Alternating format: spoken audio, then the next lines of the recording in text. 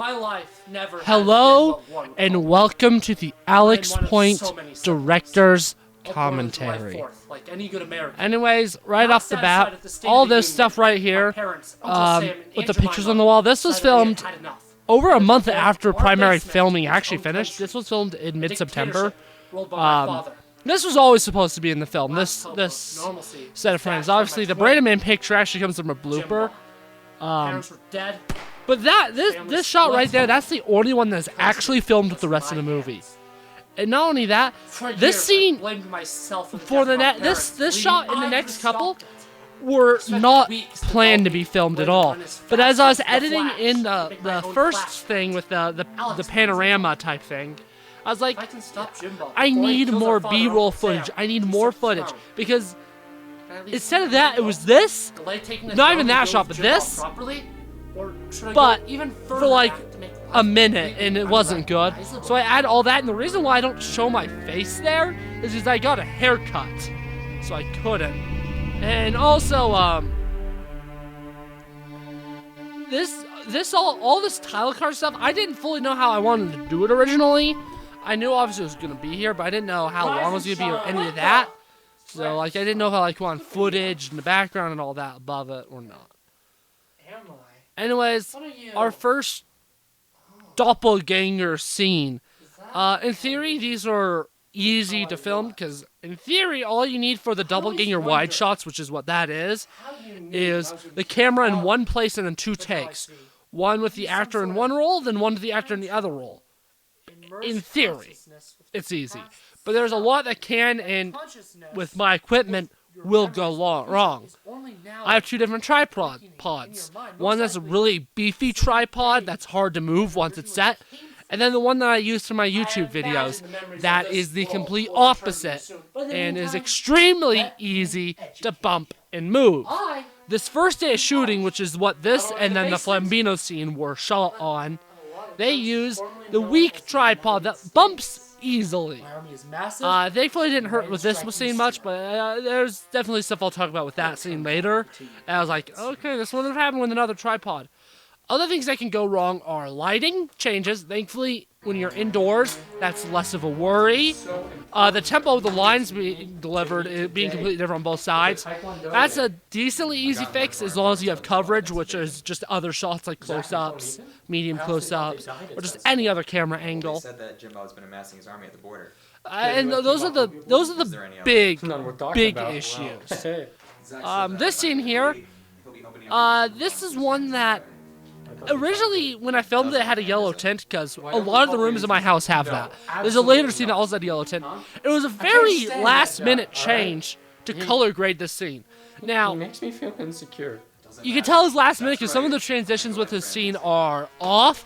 Because if there's a transition and it just suddenly changes color, oddly, that's because there's an adjustment layer that the color grading was done on, and I took it away. And that zoom in there, there's multiple just what seemed like odd choice zoom-ins, and the reason for those is typically because I want to hide something else in the shot for continuity purposes.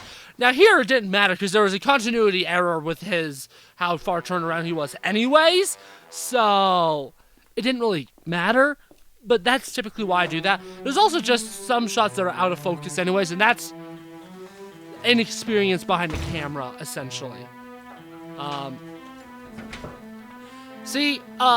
This is also an example of color grading. I darkened it. It was originally how I envisioned the scenes was having the lights off when filming and having the only light be the flashlight, but the camera, I could not get the focus to be good during that, so I was like, okay, fine, I won't. But at least with color grading, I was able to get close to my original vision.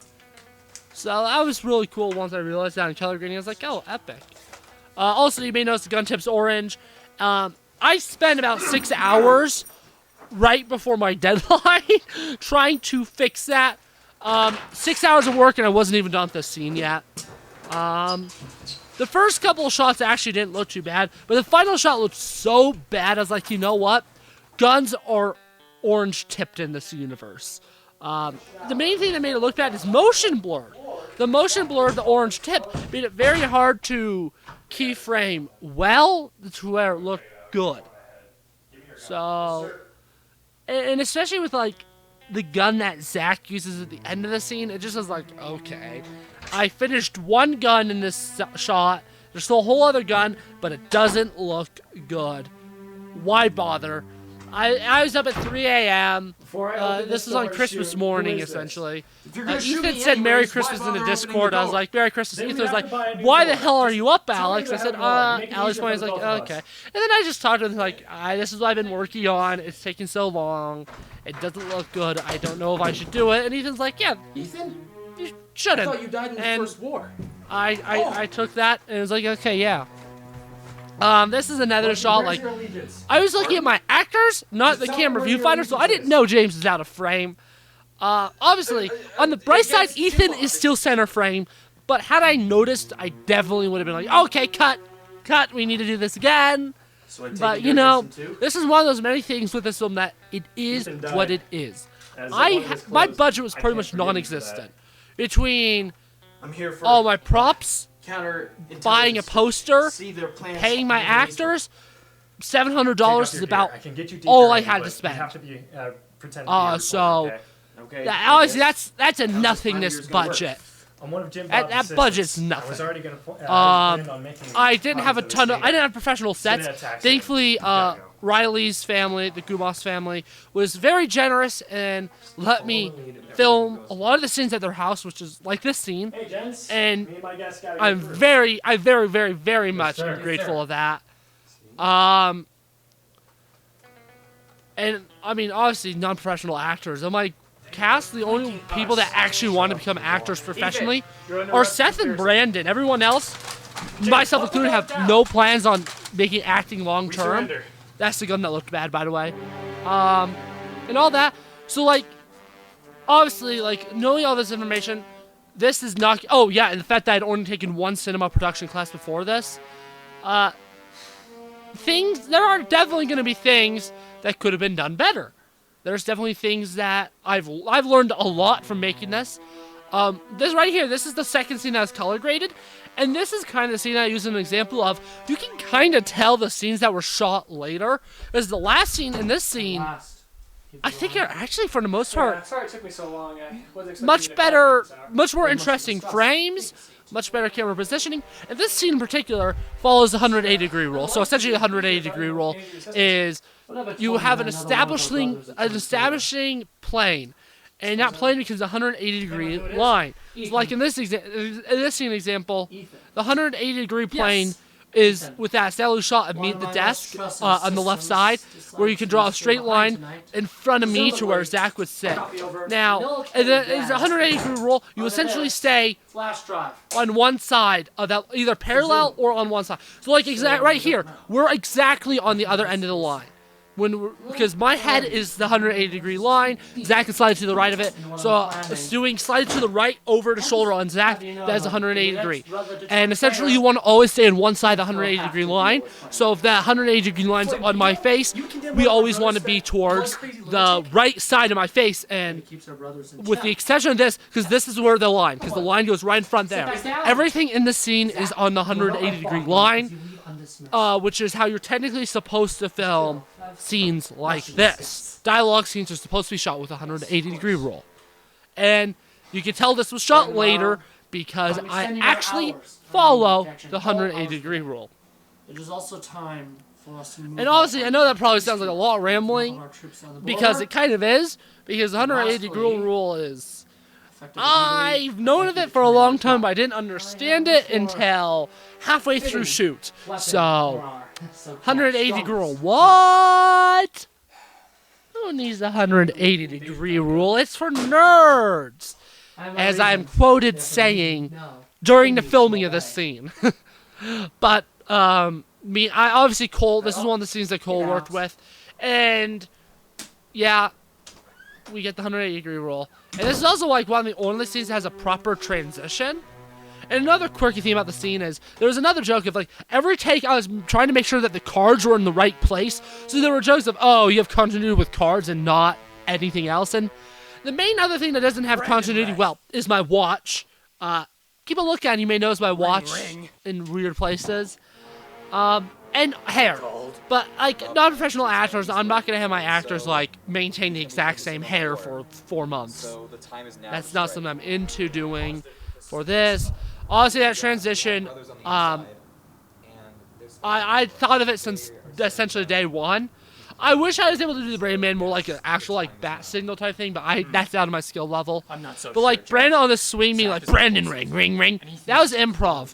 On the second day of shoot, that was improv. Brandon was climbing on a swing and I was like, we can use this. Clones don't have And anywhere we near did. the mental capacity So originally, of a normal human this scene was gonna open with that bat signal pan, the Brandon Man signal up there. Then it was gonna pan down to these guys just waiting for Brandon Man. Then he was gonna show up. Batman mask. He was gonna still jump down. He was gonna like jump onto frame, but that was just a better way of doing it Nobody cares. because that was just much more interesting. Well, isn't that convenient? Shut up. It's Zach. This is another scene that was color graded. Jibbo's on. Mostly because I feel like He knows we're planning something. because I was trying to make it less Save that grainy. tonight to make sure Of the the, visual you may concepts notice that of the our color plans, grading but effect is also on somehow Zach. Jibbob knew and sent us in that That direction. wasn't necessarily intentional, but I think it looks way better. What are you So saying? it's Do you think one of it's us is better? intentional. This is one of those scenes that, for some reason, it just looked infinitely better on the big screen because I saw it in the big screen 3 times. Want to believe it, but In fact, this is now the 6th day in the row that I'm actually found watching the this resistance movie. after Brett and Cole died. Day 1 of watching the Seth movie is, was well, me just making sure everything was okay before just keep I an eye on him. I did the final touches. All right. Day 2 was Cinema Test 1. Day 3 was Cinema Test 3. I suggest that we do a stealth operation And the first attempt at director's commentary. Day 4 was the premiere in the theater. Day 5, which was yesterday, was the second attempt at director's commentary.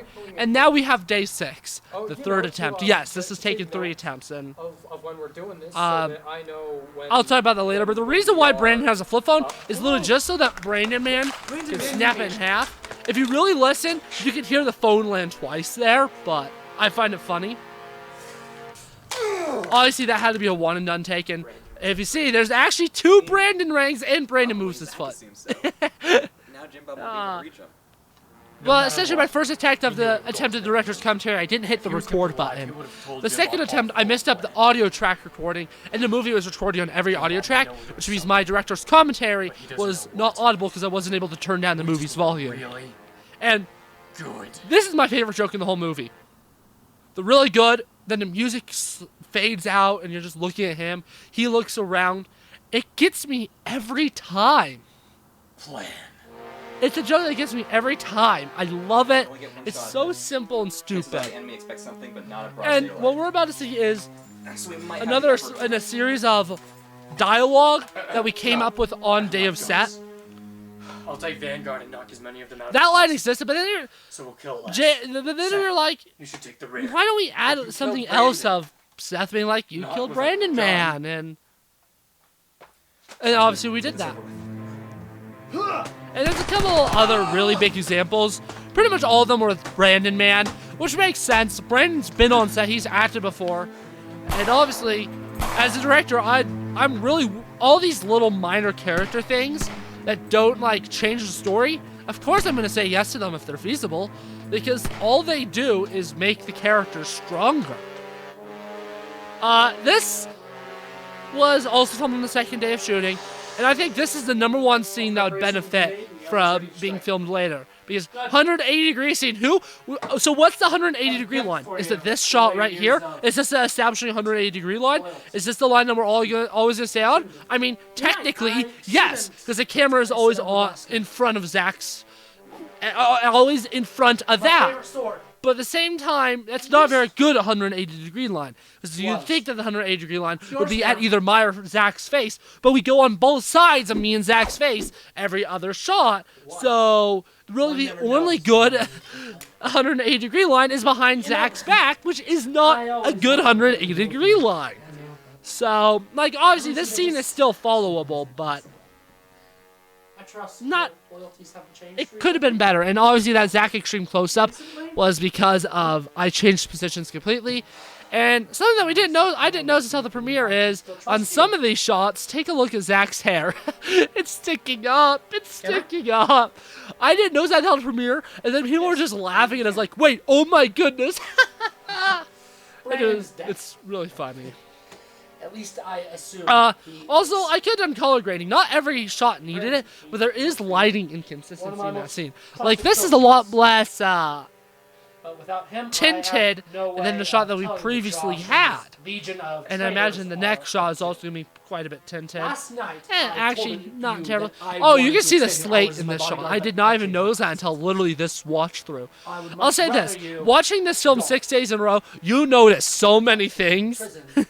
Like the Brandon rings, I didn't notice until my second attempt of the director's commentary. And then the slate, I'm literally just now noticing. Wow. Yeah, you shouldn't do that. They will not leave you. I mean, there's literally drawers that I could have put the slate in. I know, originally when we first did this, I wanted this really cool thing where I used the mirror as a part of the shot that's closed up behind me, but I just couldn't get it to look good, and that was a real bummer to me because mirror shots are something that I absolutely love. Another thing I absolutely love is high and low angles, but I love it high-low angles really wasn't something I developed until after I filmed this film. If this film was filmed even a couple of months later, like, there'd be so many high and low angles. High and low angles are like where the camera's either below an actor's face or above them, and they have great effects. Like, I wish I had a low angle on my face here, because that would look so cool, and it would make me look so intimidating. It would be awesome, but I don't. Distance in the future grows ever shorter. I also love long shots, long takes, but I didn't. It's kind of hard to put long shot, long takes in such a tightly paced film like this. I was able to get one long shot, but I wasn't really able to get a ton of long takes. Anyways, I'm gonna quickly shout out James Smith. He did sound design for this movie. And the reason why I'm shouting him out now of all times is because he kept the audience voices going throughout the start of this scene. And when I first heard that, I was like, dang, that's good. That's good. I like that. And I'm about to shout out Cole as well. He did the soundtrack, Cole Brown John. It's a fire soundtrack. And I'm going to mention it now in particular, because the music track we're about to hear is the reprise of the main theme. Except it's like way better than the main theme in like every way, and it sounds so awesome with all the additional instruments. Also, again, let's see. I do not have a watch in this one. It's hard to see a watch as Alex because the lab coat covers it. So it's really Jim Bob where the inconsistency lies. Notice how I don't have a lab coat in this scene.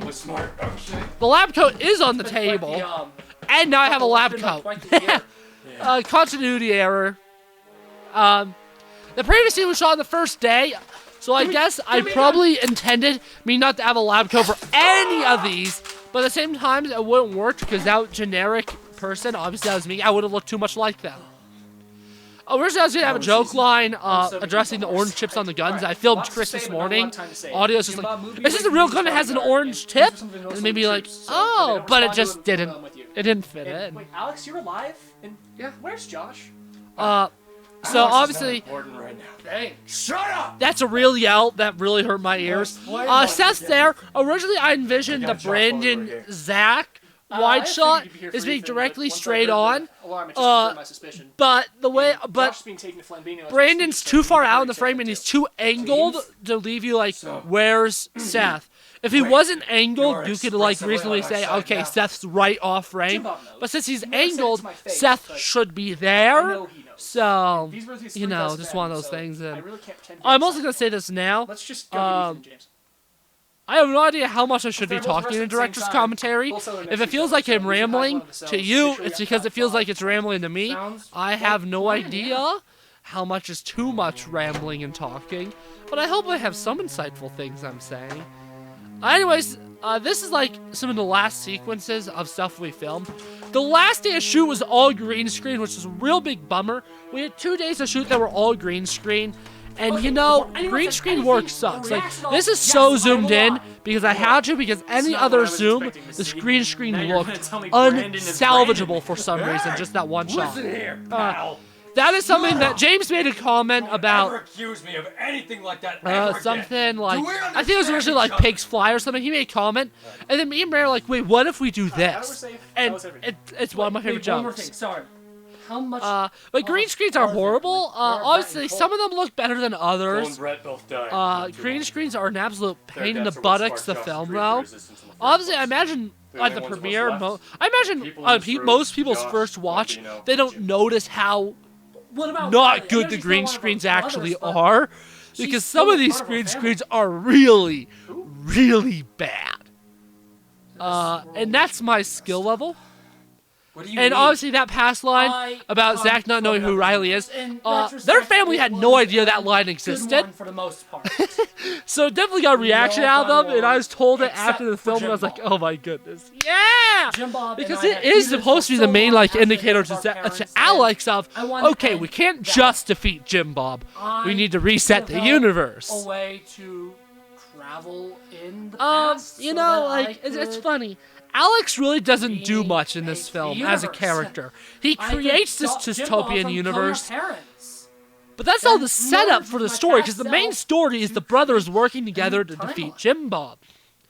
All Alex does is set up this awful universe. Jim Bob's defeated without Alex. Alex does nothing to defeat Jim Bob.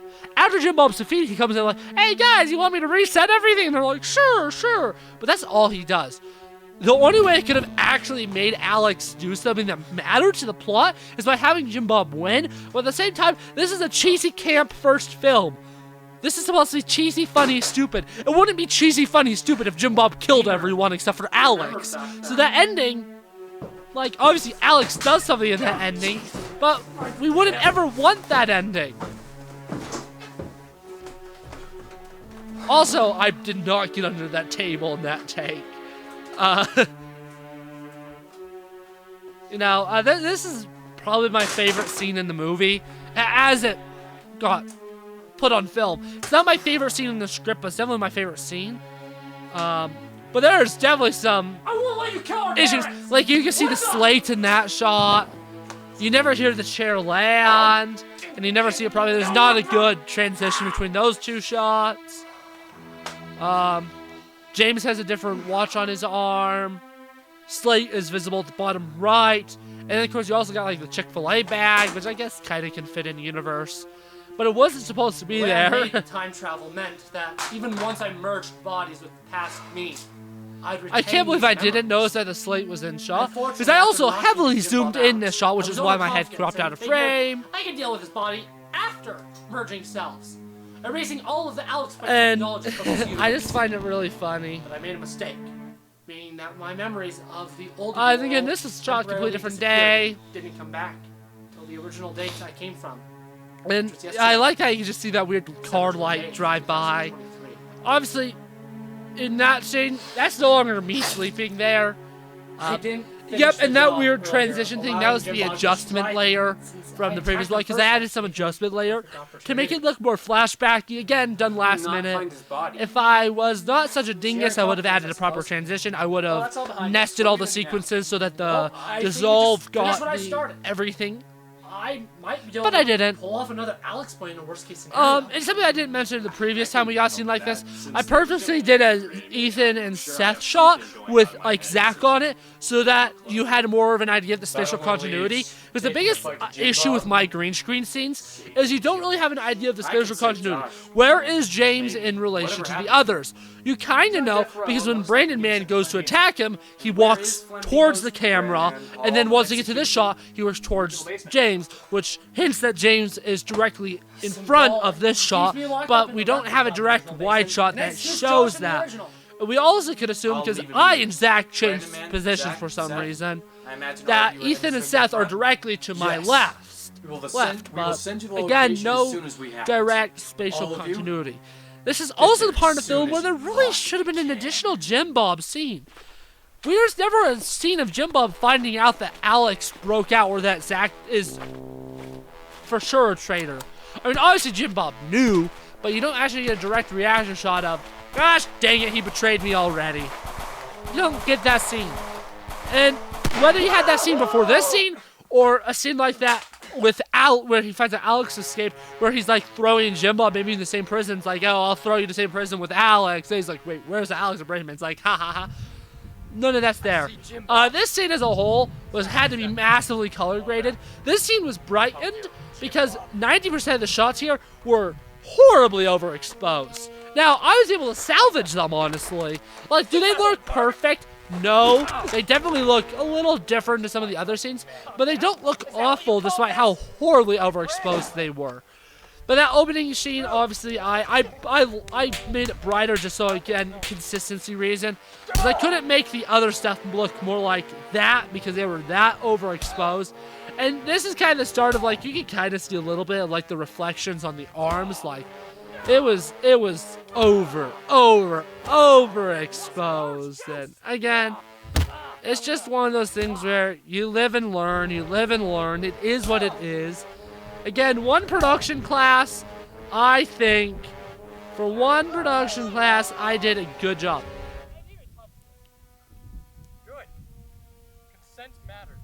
As another one of my favorite jokes was just so hard to hear because, again, I didn't have professional audio equipment. Audio turned out much better than I thought it would, thankfully.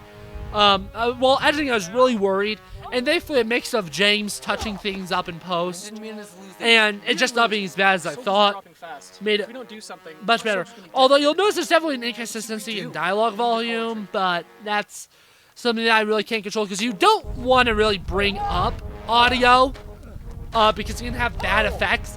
I had to bring up audio multiple times, and I tried to be very careful and not do it a ton.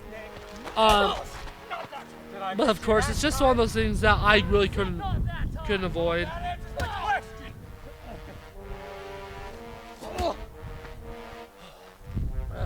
And again, like the wind sound, it's not optimal, but it could be way worse than it is. Which is good that it's not that bad. Because again, I don't want it to be that bad because it being that bad is a pain in my buttocks. I don't like things being pains in my buttocks. They can be pains in other people's buttocks is all I want. I'm kidding, obviously. But pain, it's a pain. This whole scene as a whole it's a really interesting one. First of all, that line does not fit in, and I was gonna cut down the scene. I asked, but obviously I had sound effects and music people to consult, so I asked Cole. Cole's like, no, keep it as it is. So if you think the scene's too long, blame him. But you know, I trust his judgment. Cole knows what he's doing, obviously, and again, he's a lot more experienced with filmmaking than I am. So the scenes that he helped on, he was very valuable, which is the sword fight scene, and that one that I talked about the 180-degree rule and why the scene followed it. Those are stuff that Cole helped on, and again, his experience on the set was great. Because most of the time, the only two people in this production that had been on a set before, a film set before, are Brandon and Cole. So like, their knowledge was invaluable. It was phenomenal. And very soon we're going to be coming up to on the scene where there's a random pair of feats. I was able to... It wasn't this shot. Actually, it was, apparently. As you can see, a little brief bit of Riley's shoes there. But I couldn't get it out here because of the sword and... You know... Well, it would have been nice to be able to get that out. I wasn't too worried about it. Again, first movie, continuity wasn't my main priority. My main priority was making a movie for the hell of it. This was not made for school. This was not made for anyone. This is literally just made so that I could say, oh yeah, I've made a film. This is literally just made so I can be like, I have made a film. I know what to expect now. This was made just so I can have practice and learn. This was made just to learn. Again, transition was a little weird there because of the adjustment layer. This scene is one of my favorites in theory. Seth and Zach just radiate pure charisma. They are so charismatic. And this scene, like, how can you possibly root against them? Water is so loud, so you really struggle to hear them. And it's just like, oh no, darn you, water. Because originally the scene was completely different. Originally it was just going to be in a tent and all that. And then got to Riley's house and saw this, like, you know what? No, this is better. This is prettier. And it's just better. It's just a better frame. It looks better. It's more interesting of a shot. It's just better. So I used it instead of what I was going to. Plus, we couldn't set up the tent. Me and Zach were trying, and we couldn't set it up. So we didn't. And actually, the previous scene where I said about the 180 rule not being followed, originally that was supposed to be filmed inside the tent. That this scene was going to be filmed outside of. But again, not only could we not set it up, it just wouldn't have been big enough. Enemy soldiers approaching, sir. They say they have a message for you. Out of focus. I don't think this one was a zoom, and I don't really know why this one's so out of focus. And maybe I think it's out of focus and not a resolution issue. Because obviously the zoom in shots have a resolution issue. I don't think that that's what this one has. I really don't remember. So this scene, it features a character played by Riley. Now Riley's not technically in this universe that we know of. This character doesn't have a name. Obviously, I'm not going to say that this is a fact of the universe, but I like to think that this is actually the real Riley. This is Riley if those two never met in this weird universe. She ended up working for Jim Bob. Because obviously, they all still live in, even in lore, they live in the same area still. So it's realistic that could actually be Riley, so in this universe, that's Riley. That's my crackpot theory. If you like that theory, feel free to subscribe to it. If you don't, well, it's just a random person. To the execution, Josh. My brother, the first scene we filmed. First of all, originally this scene was actually before the previous scene. And the reason why that got changed is it got dark too fast when we were filming the fight scene. So we had to make the next day's fight a separate day. And because of that, I wanted the ending with James saving the day. I didn't think that made sense to happen the day before the final fight. I wanted the day of, so you can tell that the camera moves here. First of all, if you watch the left half of the screen, it will actually jitter occasionally. And then if you look at the center by Flambino's foot, the wood cardboard tubes, they aren't perfectly aligned. And there you go. It moves. And you know, this is a scene that I did want to film reshoots on initially, but we didn't really have time to do reshoots. And I edited together, I was like, it's not that bad. People aren't going to notice unless they know to look for it, probably. And nobody's come to me and said, hey, Alex, the doppelganger Flambino scene is awful. You need to fix that. No one's done that yet. So clearly it works. But now that I pointed it out to, I'm sorry. And just as a whole, I'm sorry if you all these errors that you didn't notice and you never were going to notice. I'm sorry that I've ruined the film for you. I just need something to talk about, and it's just really interesting. The universe has faced and it's just kind of one of those things of like, if you act like you belong, no one will question it. I don't call attention to any of this in the film.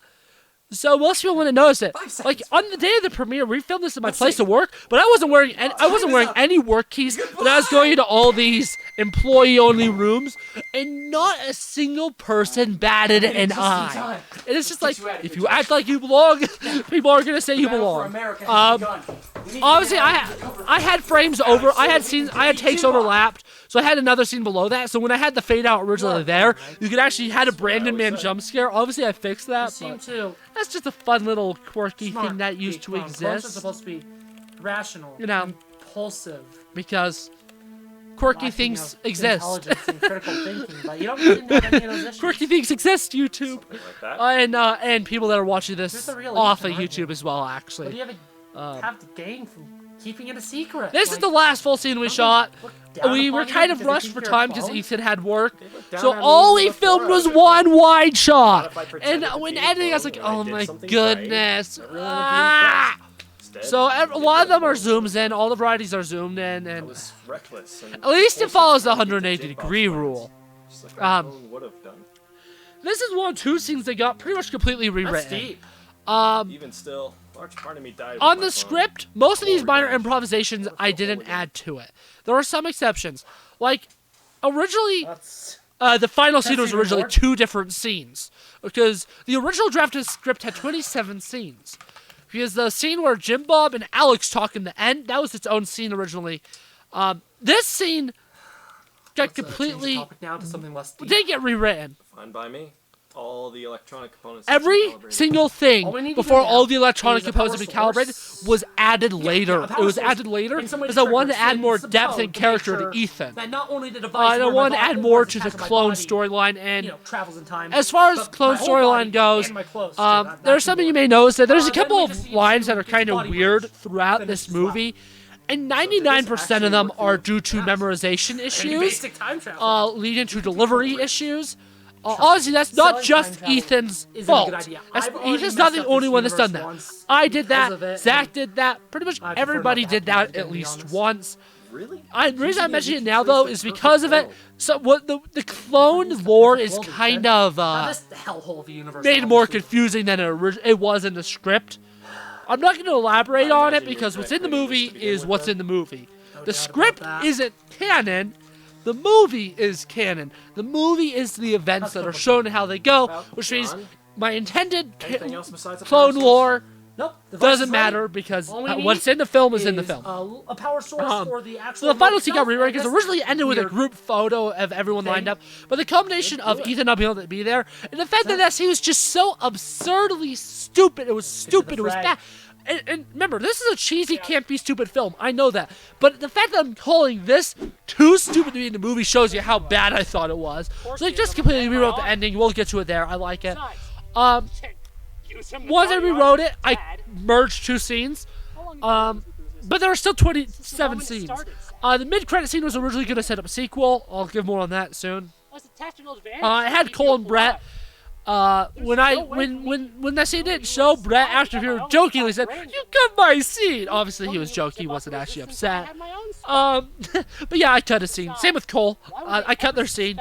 I guess to set up a sequel, I'm not gonna make. And then after we filmed like the nighttime scene with Brandon Man where he kills Brandon, we were hungry, so we went out to Domino's. We got some pizza. We just ate it, and we just filmed that, and it became a post-credit scene. And the funny thing is, I wrote what we said into the script. It got added to the script. Of course, it's fine time for me to prove. But, once of and course, it for all didn't actually get added to the film anyways, wrong. which is really funny to me. As I was editing through, I finished the credits, I had them both, and I was like, you know what? Not only do I not plan on making the sequel is different than what originally was planned, so this mid-credit scene doesn't need to exist, so I cut it. And then I watched it again, and I was like, I don't need the post-credit scene. I like the ending. The ending is how I wanted to end. I wanted the ending, and then the credits, nothing else, cut it too. So originally the sequel, it's called Multiverse of Alex. I'm still probably going to write it, because I do think it is genuinely a cool idea. I'm sick of multiverse films. That's one of the reasons why I didn't get made. But I do think Multiverse of Alex is fun. I think it'd be fun. But the reason why it's not going to get made is 1, actor availability.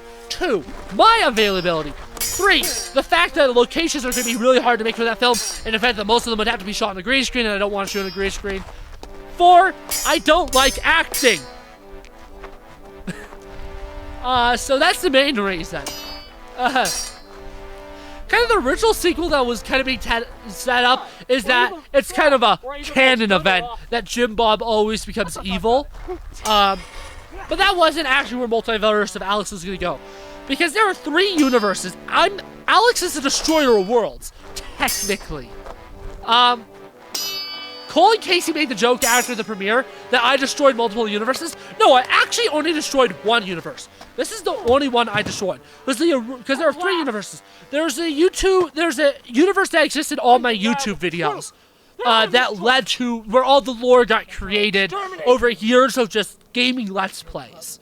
There's that universe. There's this universe, and then there's the new universe. The first universe still exists. It just does not have Alex. I'm gone. I no longer exist. Alex is missing. To all the people there, he's as good as dead. The universe still exists. This is time.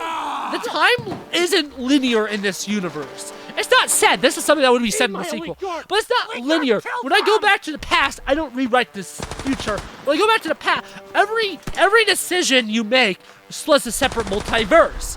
So when I go to the past, instead of changing the future, I just create I create multiple universes, but I also disrupt multiple universes. So technically, actually, I do destroy more than just this universe. This is the only universe you see that's destroyed, but technically, multiple universes are disrupted by that, so I cause multiple different disruptions and destroyed universes.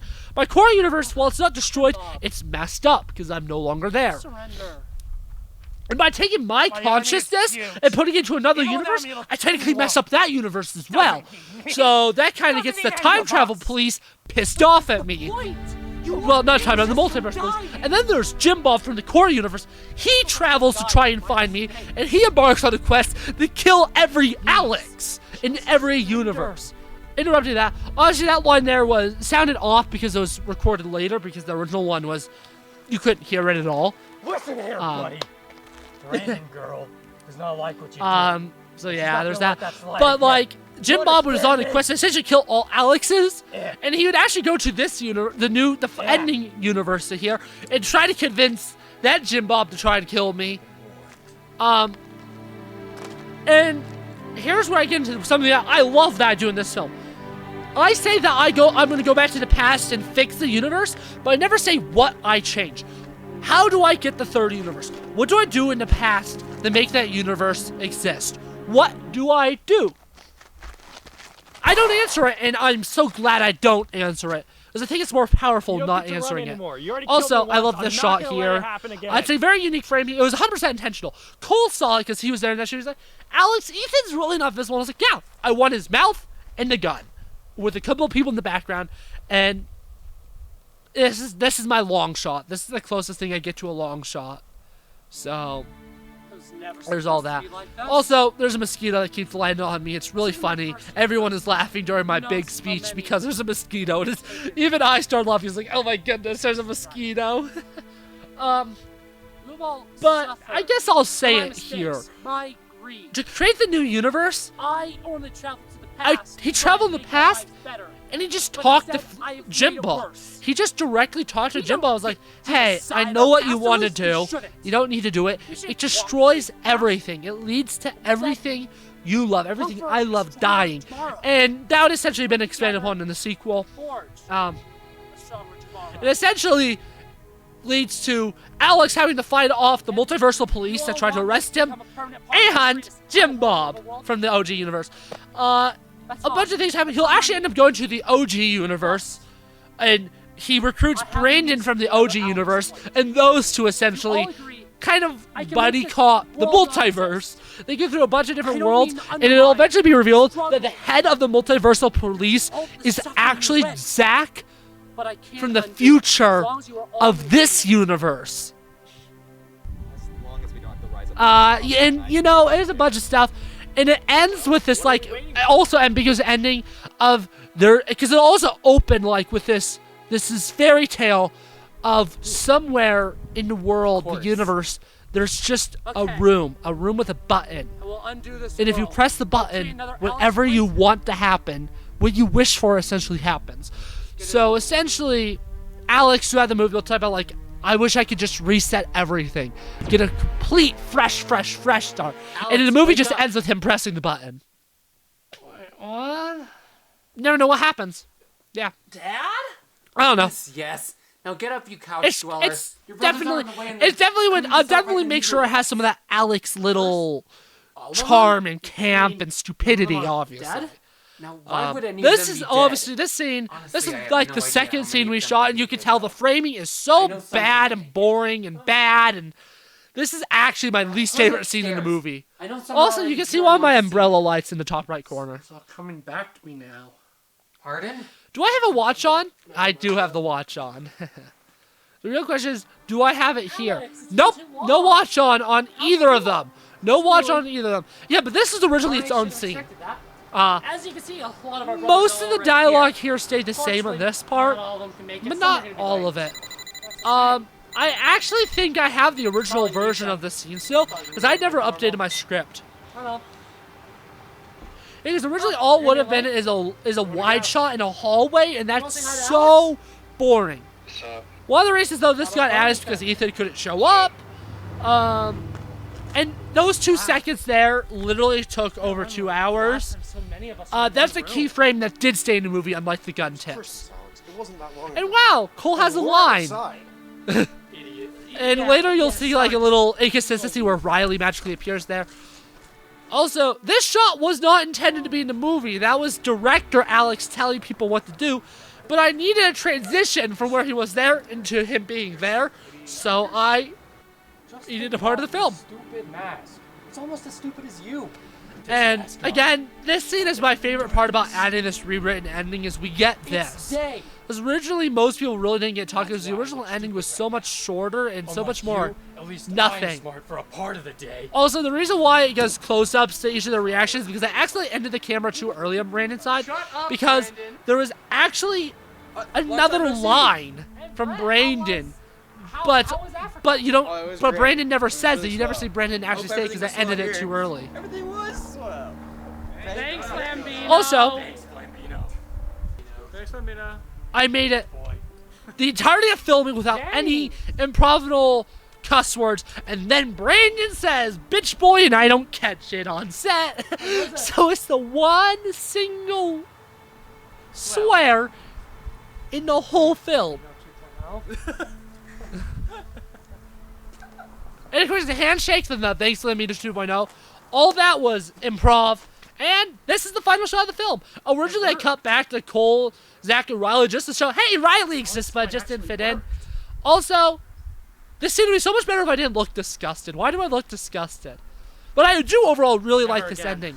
I think this is a much stronger ending than the group picture of everyone. I think it's just much stronger. And yeah, there we go. The credits, the first credits. It's funny, I originally used completely different fonts, but in the Premiere file transport between me and James, somehow I lost the fonts became missing, and I was like, you know what, I like to do fonts. Also, funny little thing, both of the pictures used for Brandon were color graded later on, so those are about how the colors looked before I color graded them. Sean on the left also got color graded a bit too, so that's how it originally looked. And of course, the blooper reel, everything in the blooper reel, that's how it looked pre-color graded. I did not color grade that at all. Also, I guess I color graded that scene because I don't remember the hallway being that orangey. And yeah, no, that's Alex Point. Overall, the premiere, everyone seemed to really enjoy it, which made me really happy. People laughed. People found it funny, which was delightful. I'm glad people found it funny because it's supposed to be funny. You know, it really sucks when you make a comedy and nobody finds it funny, but thankfully, people found Alex Point funny. It's a little absurd. Since I've made Alex Point, I've definitely gone very far into the absurdity genre of comedy. I love it, and as you notice by this credits text, well, I like the font. It needs kerned. Everything's too close together.